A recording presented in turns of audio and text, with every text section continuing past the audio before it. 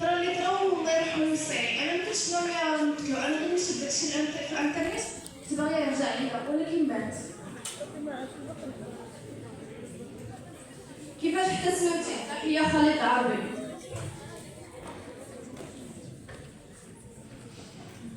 في الماكلة والقهوة درت داكشي بحسن النية.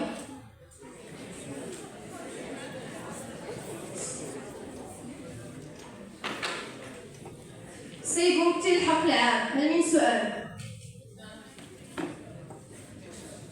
نعم سيد الرئيس. سؤالي للمتهمة أمينة الإدريسي. أنت متهمة جناية تسميم التي ارتكبتها في حق الضحية خالد العربي. هل كانت في يوم واحد أم أنها كانت في أيام متعددة؟ جاوبي.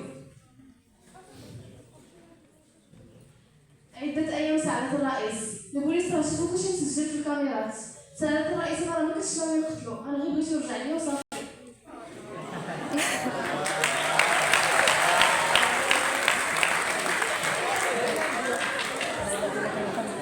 سيد مفتي الحق العام، هل من سؤال آخر؟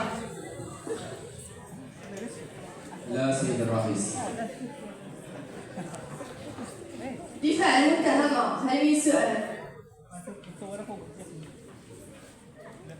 نعم سيد الرئيس. سيد الرئيس لدى سؤال لمؤازرتي، ما هي الأسباب الحقيقية التي دفعتها لإيذاء الضحية خالد؟ لن أقول التسنيم، وهل كان قصدها وفاة الضحية؟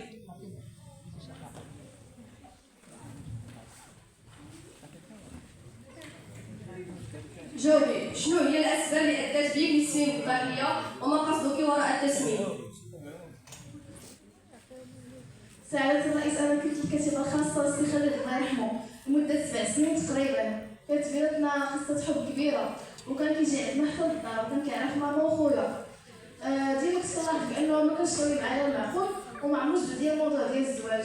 ديما كيقول لي اليوم غدا اليوم غدا، سنين وانا كنتسنى، حتى واحد النهار قال لي بلي باغي يتزوج، وبمن بخت مرات خويا. كانت مفاجأة كبيرة بالنسبة ليا، ما عرفناش حتى كيفاش نهضروا